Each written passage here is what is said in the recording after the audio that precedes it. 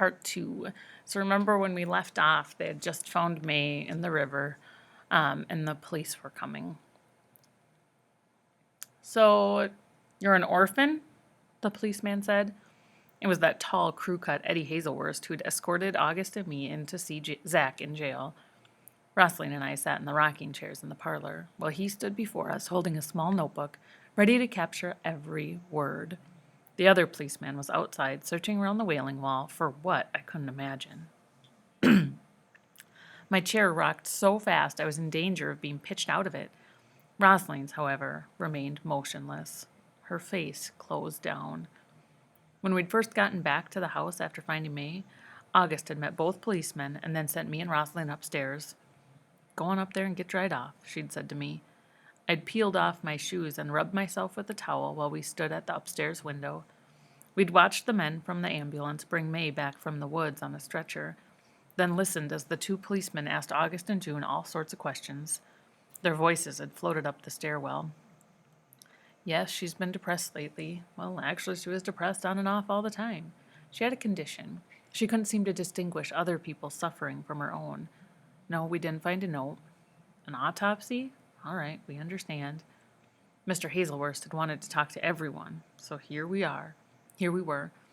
I'd told him exactly what happened from the time May answered the telephone to the moment we found her in the river. Then he started with the personal questions. Wasn't I that girl who came to jail last week to see one of the colored boys? What was I doing staying here? Who was Rosalind? I explained everything about my mother dying when I was small, my father going to meet his maker earlier this summer after a tractor accident, which was the story I was sticking with. Rosalind, I said, was my nanny. I guess you could say I'm an orphan, I told him. But I've got family in Virginia. It was my father's dying wish for me to go live with my Aunt Bernie. She's expecting me and Rosalind both. She'll be sending us bus fare, driving down here and picking us up herself. She keeps saying, "Lily, I can't wait for you to get here." I tell her, just so we're there before school starts. I'll be a sophomore, which I cannot believe. He narrowed his eyes like he was trying to follow all this. I was breaking every rule of successful lying.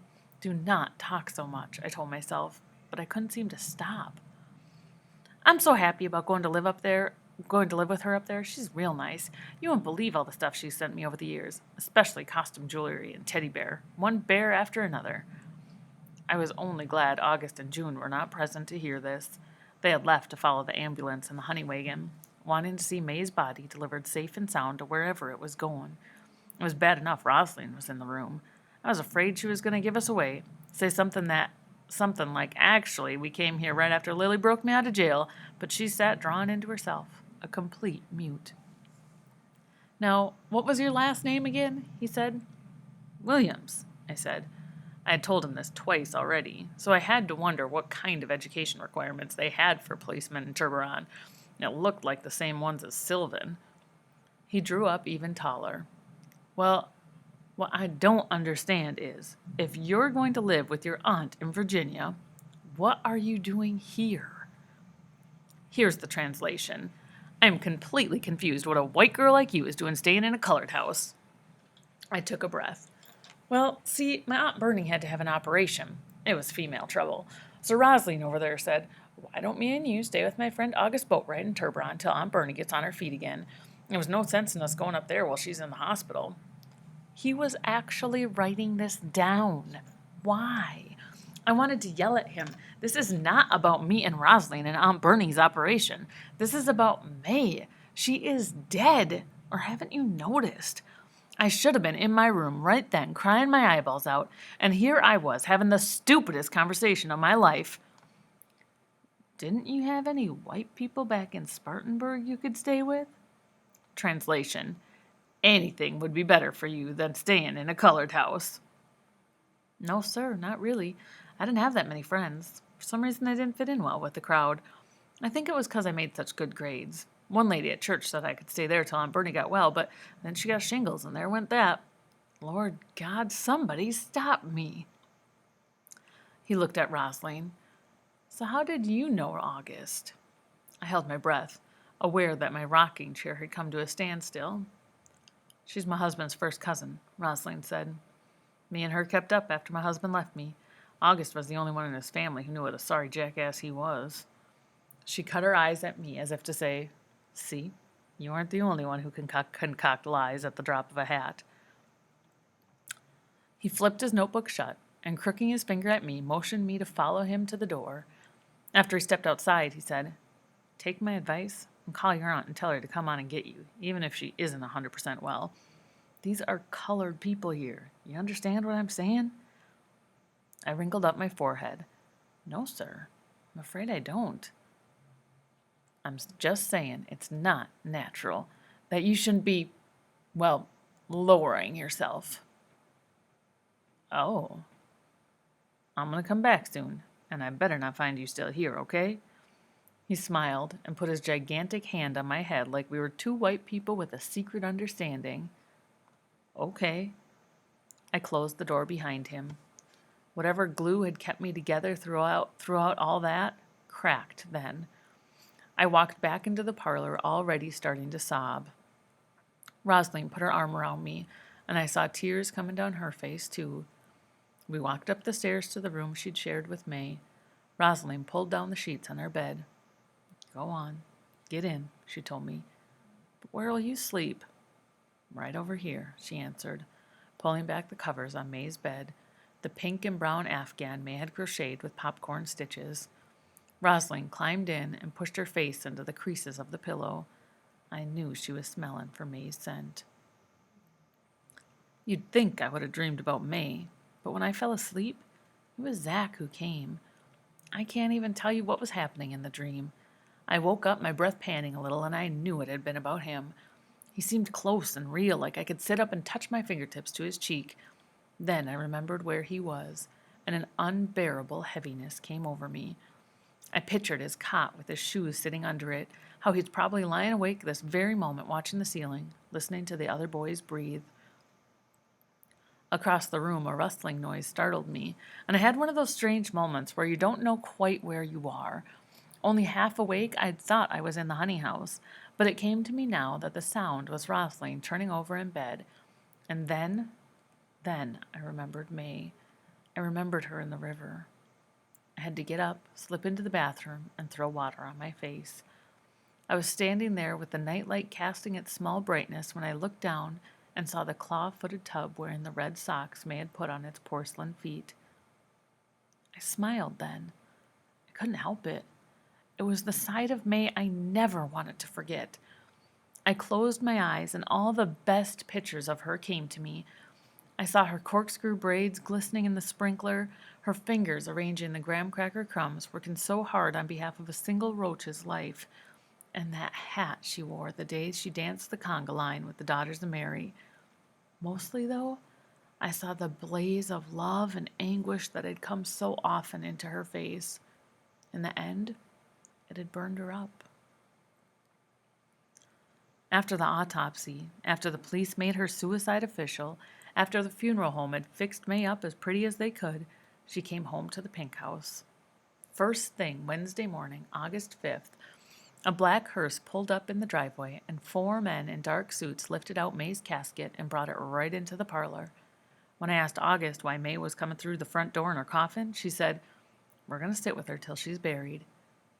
I had not expected this, as all the people I knew in Sylvan had their dead ones go straight from the funeral home to the graveyard. August said, "We sit with her so we can tell her goodbye. It's called a vigil. Sometimes people have a hard time letting death sink in. They can't say goodbye. A vigil helps us do that." If the dead person is right there in your living room, it would certainly make things sink in better. It was strange to think about a dead person in the house, but if it helped us say goodbye better, then okay, I could see the point of it. "It helps May, too," August said. "Helps May?" "You know we all have a spirit, Lily, and when we die it goes back to God, but nobody really knows how long that takes. Maybe it takes a split second, and maybe it takes a week or two. Anyway, when we sit with May, we're saying, 'It's okay, May. We know this is your home, but you can go now. It'll be all right.'" August had him roll the coffin, which sat on its own table with wheels, in front of Our Lady of Chains, and then open it up. After the funeral home men drove away, August and Rosalind walked up to the coffin and stared down at May, but I hung back. I was walking around, inspecting myself in the various mirrors, when June came down with her cello and began to play. She played "Oh, Susanna," which made us all smile. There's nothing like a small joke at a vigil to help you relax. I walked up to the coffin and stood between August and Rosaline. It was the same old May, except her skin was pulled tight across her face bones. The lamplight spilling into the coffin gave her a kind of glow. They had her wearing a royal blue dress I'd never seen, with pearl buttons and a boat-neck collar, and her blue hat. She looked like any second she would pop open her eyes and grin at us. This was the woman who'd taught my mother everything there was to know about getting rid of roaches in a nice way. I counted on my fingers the days since May had told me about my mother staying here. 6. It seemed like 6 months. I still wanted so badly to tell August what I knew. I guess I could have told Rosaline, but it was really August I wanted to tell. She was the only one who knew what any of it meant. Standing at the coffin, looking up at August, I had a powerful urge to tell her right then, just blurt it out. I'm not Lily Williams, I'm Lily Owens, and it was my mother who stayed here. May told me. And then it would all come out. Whatever terrible things might happen, would. When I peered up at her, though, she was brushing tears off her face, looking for a handkerchief in her pocket, and I knew it would be selfish to pour this into her cup when it was already to the brim with grief for May. June played with her eyes closed, as if May's spirit getting into heaven depended solely on her. You have never heard such music. How it made us believe death was nothing but a doorway.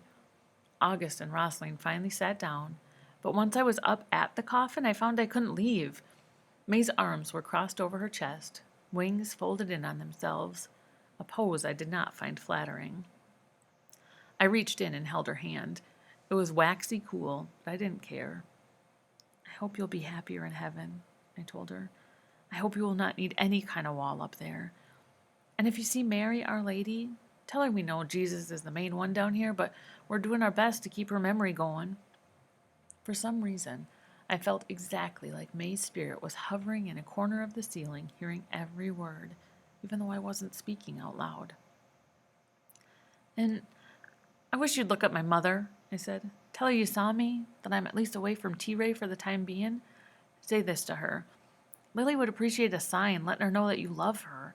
It doesn't have to be anything big, but please send something. I let out a long breath, still holding her dead hand, thinking how big her fingers felt in mine. So I guess this is goodbye, I told her. A shudder went through me, a burning along my eyelashes. Tears fell off my cheeks and spotted her dress. Before I left her, though, I rearranged her a little. I folded her hands together and tucked them under her chin like she was thinking seriously about the future. We'll stop there.